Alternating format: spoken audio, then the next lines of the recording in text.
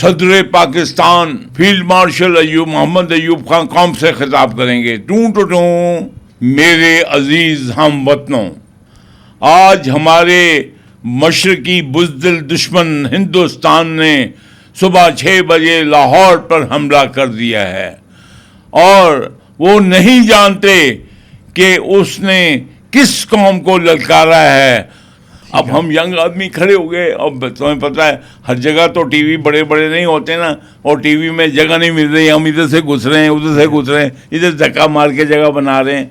تو پھر field marshal صاحب آئے، اور ان کی تقریر جو تھی وہ واقعی یعنی کہ جذبات کو گرما دینے والی تقریر تھی. انہوں نے کہا، میرے عزیز ہم وطنوں، آج ہمارے مشرقی بزدل دشمن ہندوستان نے صبح 6 بجے لاہور پر حملہ کر دیا ہے، اور وہ نہیں جانتے کہ اس نے کس قوم کو للکارا ہے.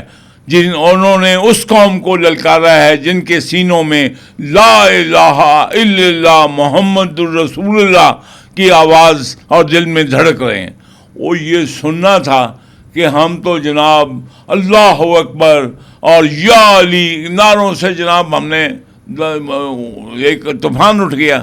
اب جہاز ہے، اب جہاز اس کے بعد کیا کریں؟ یہ تو نہیں ہے کہ بھاگ کے تلوار پکڑی، گھوڑے اور کھوتے پہ بیٹھے جہاں تو آپ میدان جنگ کی طرف بھاگ گئے. آپ نے اس جہاز کے اندر ہی رہنا ہے. تو قصہ کوتا وہ جہاز باہر نکلے اور سمندر سے، آپ کو پتہ ہے کراچی سے پھر گلف آف ایڈن کی طرف منہ کر لیا. تو اب جو ماشاءاللہ جو ہمارے کپتان تھے یا سینئر آفیسر تھے، ان کو تو پتہ تھا کہ ہمارا مشن کیا ہے، جانا کدھر ہے اور کب بات کیا کرنی. ہم تو پڑکتے پھر رہے تھے ینگسٹر، او جی کہاں جانا ہے، وہ حملہ کریں. ادھر سے جناب ریڈیو پہ آ رہا تھا لاہور پہ، او بو کاٹا ہو رہا ہے، ہمارے جو شاہین ہیں اور انڈیا کے جو لوگ ہیں وہ ان کے ایئر کرافٹ کو بو کاٹا کر رہے ہیں، یہ ہو رہے ہیں وہ کر رہے ہیں. آپ کو پتا نا آپ کا. اچھا اب ہم تڑپ رہے ہیں کہ ہم کیا کر رہے ہیں ادھر، اور وہ ہمارے ساتھی جو ہیں آرمی میں وہ ادھر جو ہیں اور ایئر فورس میں وہ اپنی بہادری کے گن دکھا رہے ہیں.